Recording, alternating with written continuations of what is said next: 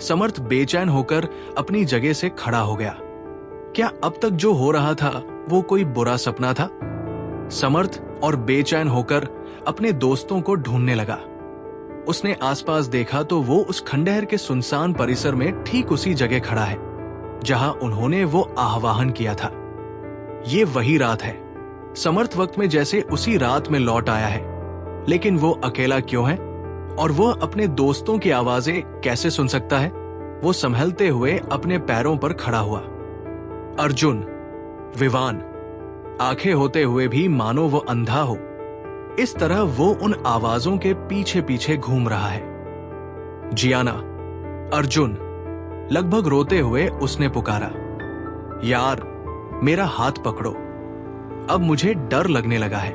मैं तुम लोगों को नहीं देख पा रहा, लेकिन तुमको तो मैं दिखाई दे रहा हूं ना। मेरा हाथ पकड़ो। और उसी वक्त एक ठंडे हाथ ने उसकी कलाई वाकई थाम ली। उसने उस ओर देखा तो ये चंद्रिका थी, अपने उसी रूप में जैसे कि वो उस दुर्घटना के बाद दिखी थी। समर्थ ने हाथ झटक दिया। तू? उसने दांत पीस लिए। तू फिर आ गई? गहरी सांस भरते हुए, तुझे प्यार करते थे इसलिए तुझे बुला रहे थे ना। और तू डायन कही की, भूल गए अपनी दोस्ती को। तूने विवान को मार डाला है। समर्थ भी मेरी आंखों के सामने। गुस्से से उसके चेहरे की हर एक पेशी फड़कने लगी। रुक, बताता हूं तुझे अभी, रुक। उसने आसपास देखा तो सामने ही एक मोटा लकड़ पड़ा था। समर्थ ने उसे उठा लिया और तेरी सारी भड़ास निकालता हूं अभी। वो चंद्रिका की ओर बढ़ा तो वो डरकर पीछे होने लगी। ये पहली बार समर्थ उसके विकृत चेहरे पर भय देख रहा था। वो अपनी जीत पर मानो अभिमान से मुस्कुरा गया। अच्छा, तो तुझे भी डर लगता है? कहते हुए वो आगे बढ़ने लगा, लेकिन उसे महसूस हो रहा था कि मानो कोई बहुत ताकत से रोक रहा हो उसे, जैसे कई हाथों ने उसे जकड़ लिया हो। सही मायनों में वो चंद्रिका के इस रूप से बहुत डरता है, लेकिन आज उसका डर उससे डर रहा है। वो इस डर से जीत जाना चाहता है और अपनी पूरी ताकत से उसके उस अदृश्य दबाव से जूझता हुआ आगे बढ़ता रहा। कुछ भी कर ले, आज तुझे खत्म करना ही है मैंने। समर्थ अपनी बनावटी बहादुरी के सहारे आज चंद्रिका को खुद से दूर और इतना दूर भेज देना चाहता है कि फिर कभी वो उसके ख्यालों में भी ना आ सके, उसे डरा ना सके। वो एक एक कदम बढ़ रहा था और दूसरी तरफ चंद्रिका डरी घबराई एक एक कदम पीछे हट रही थी। मैं आज तुझे नहीं छोड़ूंगा, मेरी जिंदगी नर्क बना दी है तूने, कहते हुए उसके सिर पर उस लकड़ से वार किया और चंद्रिका वही गिर गई। अचानक जैसे समर्थ किसी सपने से जागा और उसे अपने आसपास बहुत से लोग, बहुत सी आवाजें सुनाई दे रही थी। उसे 2 वार्ड्स पार ने जकड़ा हुआ है। उसके हाथ में कुर्सी का एक टूटा हुआ पैर है जिसका अगला सिरा खून से रंगा है। उसके सामने एक नर्स पड़ी हुई है जिसका सिर बुरी तरह फट चुका है और उसका शरीर रह रहकर झटके ले रहा है। उसके आसपास लोगों की भुनभुनाहटें हैं कि उसने इस नर्स को मार दिया है। समर्थ को जैसे ही समझ आया कि क्या हुआ है तो वो चिल्ला पड़ा, नहीं, मैंने नहीं। उसने कहा, ये कौन है? मैंने इसे नहीं मारा था, मैंने तो चंद्रिका को मारा था। लेकिन उसे ये मानना ही होगा कि उसने चंद्रिका के वहम में एक बार फिर किसी का खून कर दिया है। उसके साथ जो हो रहा है वो उसे नहीं रोक सकता। हताश और बेबसा वो अपने आसपास देख रहा था कि उसकी नजर दानी तरफ खुली हुई खिड़की पर गई। मैंने नहीं किया ये, कहते हुए उसने पूरी जान लगाकर खुद को जैसे तैसे उन 2 वार्ड बॉयज से छुड़ाया और पलक झपकते ही खिड़की से नीचे कूद गया। अस्पताल की 3री मंजिल की उस खिड़की से नीचे पड़ा उसका शरीर बस कुछ पलों को थरथराया और फिर लोगों में बढ़ते शोर के साथ ही वो शांत हो गया। बारिश के पानी में घुल घुल कर बहते उसके खून की धार किनारे पर बनी नाली में बहने लगा था। ये सदियों से वीरान पड़ा एक मकान था जिसे सालों पहले पुलिस द्वारा ही कुर्क कर दिया गया था। मकान मालिक शर्मिंदगी के चलते दोबारा यहां कभी नहीं लौटा। मकान की हालत खस्ता थी और बस कुछ ही कमरे ऐसे थे जिसे किसी काम लाया जा सकता। फिलहाल तो सब इंस्पेक्टर पांडे इसे बखूबी इस्तेमाल कर रहा था। बकेगा या नहीं? केवल 5-7 लोगों के साथ मिलकर तो तू ये खूनी खेल नहीं खेल रहा होगा। पांडे ने शशांक चौधरी को छत के पंखे की जगह उल्टा लटकाया हुआ था, उसी तरह नंगा करके जैसे कि उसने एक माइनर लड़की को दर्जन भर लोगों के सामने नंगा किया हुआ था। इसके बदन से भी जगह जगह से खून की धारें बह रही थी, बस उसे पीने वाला कोई नहीं था। मैं बता चुका हूं कि मेरे साथ बस उतने ही लोग थे। उसके कहते ही पांडे का डंडा फिर चला और एक ही बार में उसने कम से कम 4-5 टिका दिए।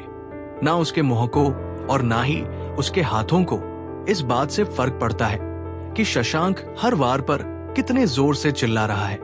पांडे बस इतना जानता है कि शशांक को उसके सुपुर्द करते वक्त अर्जुन ने उसे कहा था कि इसे दर्द और डर का एहसास कराना है। जब पांडे थक गया तो उसने इस कमरे से बाहर निकलकर पानी की एक पूरी बोतल निगल ली। साले की चमड़ी बहुत सख्त है।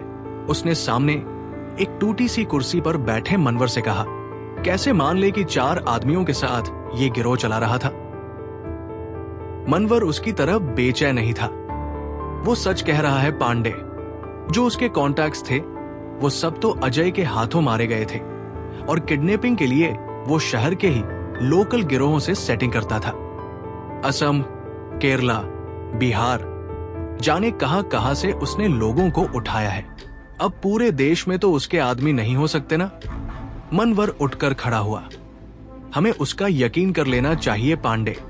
वो शहर के ही गुंडों की मदद लिया करता होगा और फिर लड़कियां तो उसके प्यार में ही पागल होकर चली आया करती थी। लेकिन अगर लोकल गुंडे इसका साथ देते भी थे तो हमें कोई क्लू क्यों नहीं मिला? पांडे अभी भी अपना माथा खरोंच रहा था। अर्जुन सर को मिला था ना, वो बिशन और वो ब्लैंक कॉल जिसने शशांक के बारे में हिंट दिया था। पांडे अब भी संतुष्ट नहीं दिखाई दे रहा था। छोड़ना तो अभी सर आएंगे तो अपने आप मुंह खोलेगा। उसके कहने की देर थी कि बाहर दरवाजे पर आहट हुई। अर्जुन साधारण सा ट्रैकिंग सूट पहने अंदर आया। मनवर और पांडे ने उसका अभिवादन किया और तो क्या क्या पता लगा लिया है मेरी टीम ने? अर्जुन के पूछते ही मनवर और पांडे यहां वहां तकने लगे। तो मजे ले रहे हो अपने सस्पेंशन का? अर्जुन ने हंसते हुए मनवर की ओर देखा, जो फिलहाल पहले से ज्यादा संतुष्ट दिखाई दे रहा है अपने आप से। जब अर्जुन पहली बार मनवर को मिला था तो उसका रूखा रवैया उसे कुछ अजीब लगा था। कई अन्य युवा पुलिस कर्मियों की तरह वो अपने काम से खिन्न सा रहा करता। जो बातें उसे अभ्यास के समय सिखाई गई थी उसका उलट ही नौकरी के दौरान करना पड़ रहा था उसे। वो सिस्टम का खिलौना सा महसूस करता था खुद को, जिसकी वर्दी की ताकत केवल चालान करने तक सीमित रह गई थी। फिर वो अर्जुन से मिला, जिसके काम करने के अपने ही तरीके थे। नियमों को कैसे तोड़ मरोड़ कर इस्तेमाल करना है वो जानता था। धीरे धीरे उसे अपनी नौकरी में खुशी मिलने लगी थी। आज भले ही वो सस्पेंडेड था, लेकिन खुश था क्योंकि एक घातक अपराधी उसकी कैद में था। कम से कम जिस लक्ष्य के लिए उसने ये नौकरी की थी उसके रास्ते पर तो था, वरना कितने ही पुलिस कर्मियों का वह जज्बा जिसके लिए उन्होंने इस वर्दी को पहना था, सिस्टम और षड्यंत्रों के जूतों तले कुचला जाता होगा। अर्जुन ने उस कमरे के दरवाजे से एक बार अंदर झांक कर देखा, जहां शशांक उल्टा लटका फड़ा सा रहा है। उतार दो उसे, मर गया तो किसी काम का नहीं रहेगा। कहते हुए अर्जुन ने वही एक मेज पर रखे फोल्डर को हाथ में लिया। इसमें शशांक के मनहूस विला की जांच में मिले आधे सबूत जमा है। जिन दवाओं और औजारों का इस्तेमाल विला में लोगों के अंग और खून निकालने में किया जाता था, वो पहले ही थाने में जमा कर दिए गए थे। ये सबूत भी अर्जुन जल्द ही थाने पहुंचाने वाला है, लेकिन उससे पहले शशांक से उसे कुछ जानना होगा। फिलहाल तो वो यहाँ केवल उस नाम के लिए आया है जिसे उसने शशांक की डायरी में पढ़ा था, वामन चंद्रदेव। नाम से तो नहीं, लेकिन चंद्रदेव सरनेम ने उसकी दिलचस्पी शशांक में काफी बढ़ा दी थी। लग रहा था कि एक ही चाबी से वो कई ताले खोलने वाला था। फिर शशांक शहर में हो रही हत्याओं का ब्यौरा अपनी व्यक्तिगत डायरी में क्यों रख रहा था?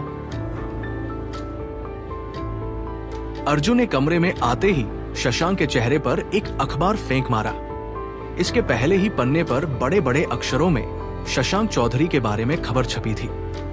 किस तरह वो लोगों के जीते जी उनके अंग निकाल लेता था, किस तरह वो नौजवानों को कभी प्यार, कभी डर, कभी नशा और कभी पैसों के लालच के जाल में फांसकर उनका शोषण करता, किस तरह वो शहर में नशे की एक नई लत को लोगों के बीच फैलाता जा रहा था।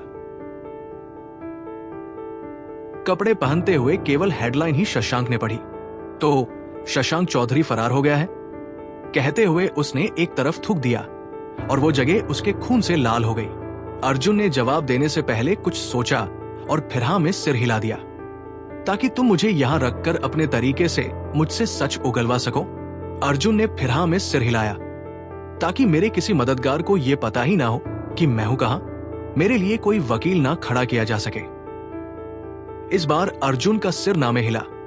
बेटा, अगर गलती से तेरी बेल हो जाती ना तो मैं सीधे एक गोली तेरे सिर पर मारता।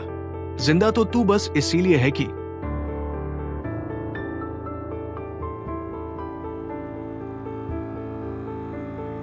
मैं तुम्हें उन लोगों की जानकारी दे सकूं जो मेरी मदद कर रहे हैं। आगे कहने से पहले अर्जुन ने एक थप्पड़ जड़ा। बात काटने की बड़ी जल्दी है तुझे, एक सांस भरकर। बेवकूफ समझता है पुलिस को।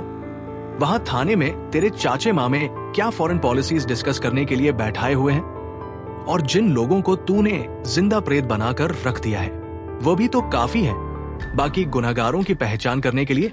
तो फिर क्या मेरे साथ तुम लोग यहां लूडो खेलोगे? शशांक जबरदस्ती हंसने लगा। मेरे पास बहुत सारे सवाल और पेंडिंग केसेस हैं जिन्हें सुलझाने में तू मदद करेगा। नहीं कर सका तो वो सारे केस तेरे सर होंगे। शशांक के चेहरे पर अचानक हंसी का भाव आया। वो अब सच में हंसने लगा था। अर्जुन ने किलस में एक थप्पड़ और जड़ा उसे। दोबारा हंसाना तो सारे दांत यही झाड़ कर रख दूंगा। बता कौन है ये वामन चंद्रदेव, और तू उसे कैसे जानता है? शशांक ने खुद की हंसी को किसी तरह संभाला। वामन चंद्रदेव से क्या काम है तुम्हें? उसके सर्द सवाल पर अर्जुन कुछ देर को सुन सा हो गया। शशांक का लहजा बता रहा है कि वो उसे ना केवल जानता है बल्कि किसी तरह जुड़ा भी है उससे। पता नहीं इसे सच बताना चाहिए या नहीं, लेकिन बताने में हर्जी क्या है? भले ही उसने समर्थ को सजा से बचाने के लिए चाल चल भी दी हो, लेकिन वो जानता है कि शहर में कुछ अजीब चीजें हो तो रही हैं। दोबारा फिर कोई घटना हो गई तो वो आगे क्या जवाब देगा? शशांक के पाप का घोंसला तो वो तबाह कर चुका है। अब अगर एक कत्ल और हो गया तो वो किसके सिर थोपा जाएगा?